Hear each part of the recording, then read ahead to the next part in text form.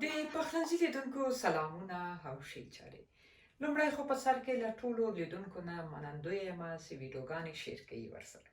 چې دا شیر کېږي دا ښه ده، مخ په وړاندې ځي د ما پروګرام او لیدونکي زیاتېږي. مننه لیدونکو. دوستانو نن غواړم چې یو ډول تقریبا اروپایي خوراک ورته ویل کېږي. د موږ په خلکو کې ډېر عام نه ده دا خوراک، خو خوندور خوراک ده، اروپایي خوراک ده او که موږ هم رواج یې کړو په خپل خوراکو کې رایولو ډېر خوندور ده. موږ خو په کور کې ډېر زیات خوښوو، خوندور شی ده. دا خوراک چې ده سمندري خوراک ده، دا د کبانو د خاندان ده او دې ته وایي شرمپ. شرمپ چې ده دوستانو نه اوس مې اورېدلي وای په وطن کې هم شته. نو شرمپ چې ده یو دریایي خوراک ده، تاسې وینئ دوستانو په دې شکل سره ده، ډېر خوندور خوراک ده. البته ځینې خلک یې زه پوهېږم لیدلو یې بد راځي و یو رقم دا شکل شی نه ده، خو ډېر خوندور، ډېر خاصیت لري، ډېرې فایدې لري او ډېر زیات هغه لري، ویټامین ډي لري. خو البته هغه څوک چې کلسترول ډېر لري نو هغوی دې بیا یو څه له دې خوړو سره احتیاط کوي. مثلا که څوک غواړي په هفتې کې 2-3 وارې خوري د خوړو کې دي هغه خلک ډېر احتیاط کوي. نو دوستانو دا د شرمپ خوراک چې ده تاسې تر اخره ویډیو ووینئ، باور وکړئ چې خوښیږي مې. په دې کوم طریقې چې زه پخوم دا باور وکړئ چې په کور کې ټولو خوښ شوی ده. حتی زه درته وایم چې دا خارجیان ډېر پخوي، خارجیان اوس د ما په کور کې دا ډوډۍ خوړلې ده ډېرې زیات خوښ شوی ده. له ما نه یې بېرته پوښتنه کړې ده او که څه هم ما یو څه له دوی دا خوراک زده کړی ده، دا اروپایي خوراک. نو راسره اوسئ تر پایه دا ویډیو به سره وګورو. دوستانو تاسو وینئ چې دلته ما راخیستې دي د شرمپ لپاره. دلته تاسو وینئ شرمپ چې ده 1.5 کیلو چې دا هر کله چې موږ اخلو دا دوکانو کې له یخ سره یې وسره په یخ پکې د فریزر کې ایښي، په دې چې دا ډېر زر هغه کېږي خرابېږي. اوس هم یو څه یخ وهلی دي او ورسره مې چې ده راخیستې ده. دلته تاسو وینئ پوڅکۍ دي دا کوچنۍ کوچنۍ او دا یو دانه لیمو زیر. لیدونکو هر وخت چې تاسې دریایي خوراکونه پخوئ حتما پکې لیمو ډېر اچوئ. لیمو پکې ډېر زیات خوند کوي، که په کبانو کې که په نورو دریایي خوراکو کې ډېر زیات خوند کوي. او دا هم ورته یو دانه پاپریکا او دا هم تازه دڼیا او دا هم ورسره شبید. دې نه علاوه ما ورته لږ څه هم د مټر راخیستي دي. نه پوهېږم د کمرې کې کله کله سړی یو سټاپ سي دا نومان وي د یو شعر سي او دا هم هوږه او دې نه علاوه چې ده د زیتون تیل غوړي مې ورته راخیستي دي او دا هم تور مرچ ډېر کم پاته دي او دا هم مساله چې تل یې تاسو ته وایم بې ضرره مساله ده.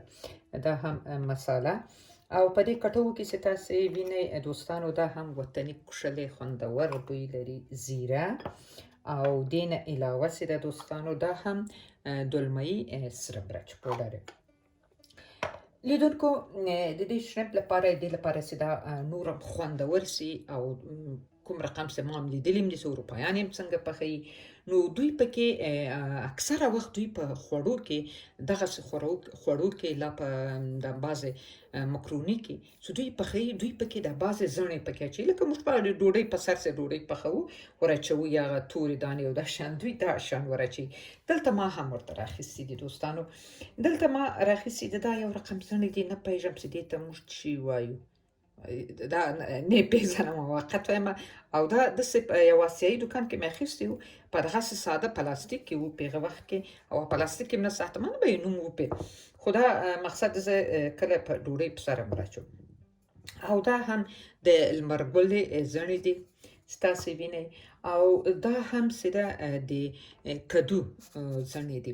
دوستانو دغه چې ده دا دلته په اروپا کې که څوک د مجردانو لپاره بیا یو ووایم دغه رقمي دي زڼې داسې په پاکټو کې لیکل سوي دي پې دغه رقم پاکټونه دي او دا هم د هغه د کدو زڼې.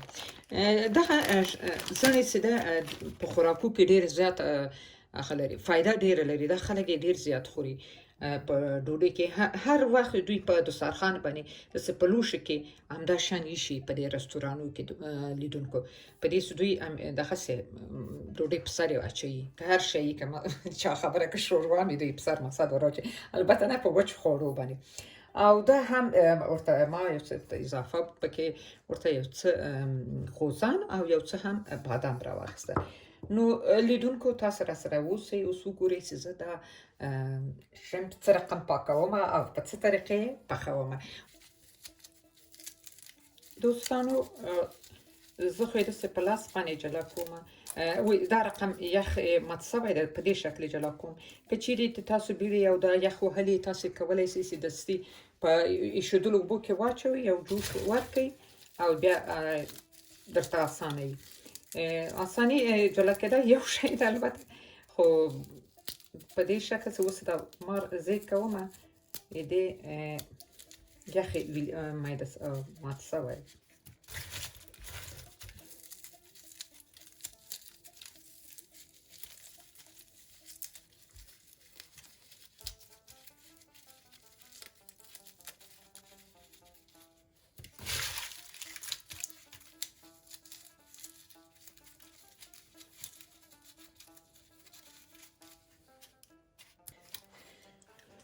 په دې رقم مې ټوله پاک کړل لیدونکو وګورئ ټوله سرپوست ده او دا څومره کم تېر نه راووتل ښه لیدونکو یوه ربع زه کنګال کړم بیا به یې دلته تاسو ته درشم دوستان اوس به دا شیان چې مې ورته راخیستي د کوم سبزیانې دا به ورته یو څه میده کړم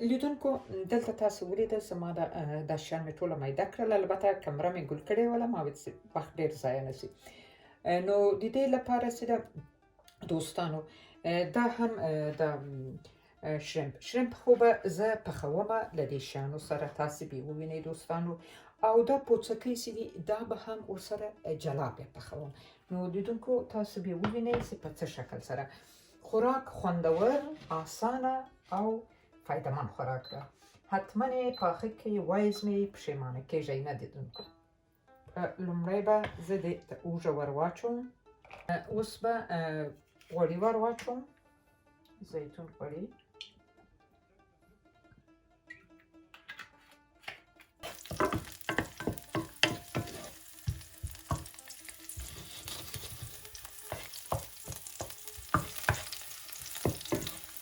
دومره سپکېدا یې بس ده او اوس به پکې همدا ور واچوم پورې رشتېټومه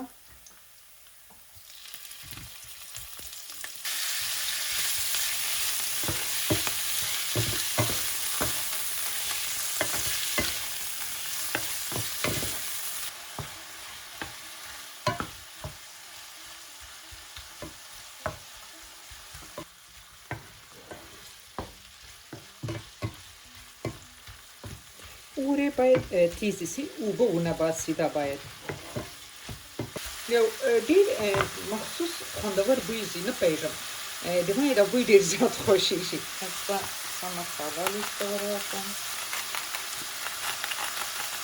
مالګه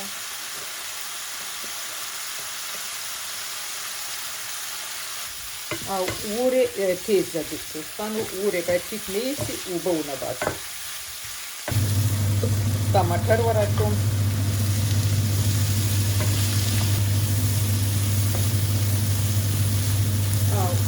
وسیده دوستانو دا ځلې چې ورته راخیستې وم همدا هم ټوله ور اچوم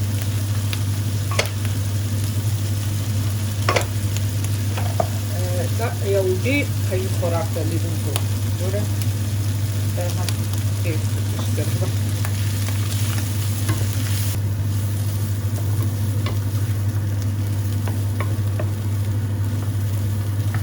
اور لږ څه تېزومه بیا یوارې مې ټیټ کو دا شیان مې ور واچول.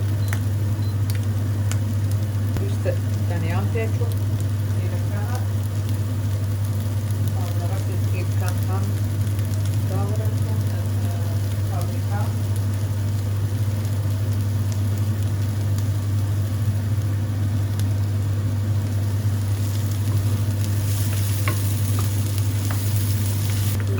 لږ څه زیره ور اچوم وطني.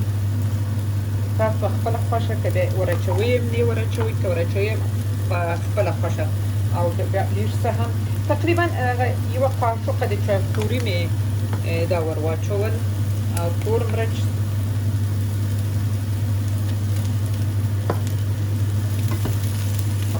هر څوک یې په خپل رقم په خپله خوښه دریایي خوراکونه خوښوي خو په دې طریقې چې ما پوښ کړی ده دا بې حده زیات خوندور راغلی ده. اوس دا هم الومینیوم اور دې دې ته ګول کړمه. اوس دا ماښل د ما ګرمېږي که ډېر نه سړېږي.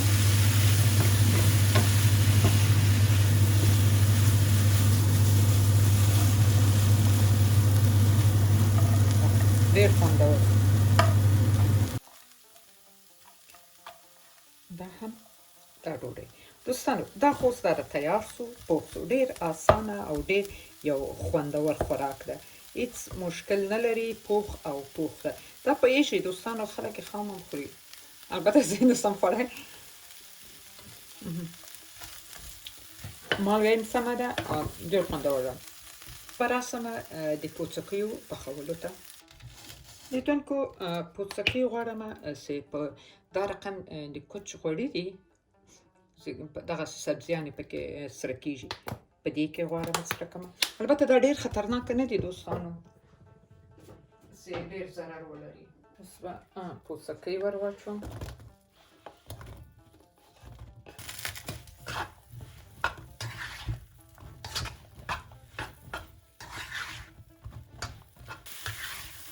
دوستانو پوڅکي چې هر وخت سړی سره کوي غوړي ډېر جذبوي کوم فکر یې نو زه د دې لپاره چې دا خوراک مې ښه خوندور هم راسي نو کله کله سړی باید یو څه خطرناک شیان هم وخوري که نه نو لږ غوړي به هم ور واچومه چې ښه سره شي.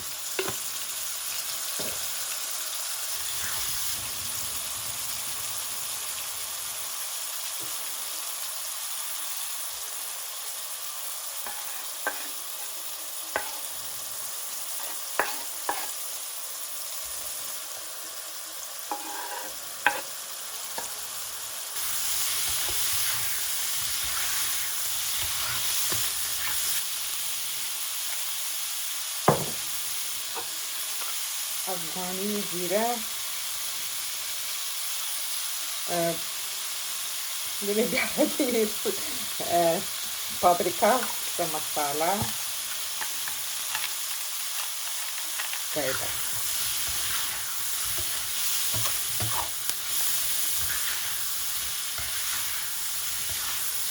اصلا ډېر خوندور ډول او یو څه به هم د سویا ساوس ور واچومه دوستانو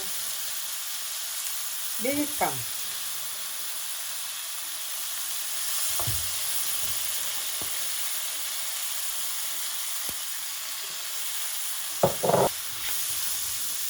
اور مړ کوم. ډېر اسانه دوستانو چې شیان تیاري دا خوراک ډېر اسانه او په لسو دقیقو کې تیارېږي چې البته شیان هم مخکې تیار کړي. ډېر ښایسته او ډېر فایدهمند او خوندور خوراک د ماشومانو زه فکر کوم چې ډېر بې خوښېږي. د ما اولادونه چې کوچني ول ما به کله دا پخول ډېر یې خوښېدل اوس یې هم ډېر خوښېږي. تنه دا پوڅکي نه دي دوستانو دا به ما سره کړل اولادو ته او سره به مې چپس سره کړل. باور وکړئ داسې په خوند یې خوړل او څومره فایده لري دا پوڅکي ډېره زیاته فایده لري. ګورئ څومره خوندور ښایسته رنګ تاسې دا نن ډوډۍ ته د ما وګورئ ډېره ښایسته خوندوره ډوډۍ ده. دا نو تیار شو. زه به یې اوس په لوښي کې وتاسم. دوستانو دا هم د ما د نن ورځې پخلی او د نن ورځې دسترخوان. نو خدای دې وکړي چې تاسو خوښوي. دا هم پوڅکۍ چې ما په دې طریقې پخې کړلې، ډېرې خوندورې، حتما یې امتحان کوي، پخې کوي، خوندور شی ده.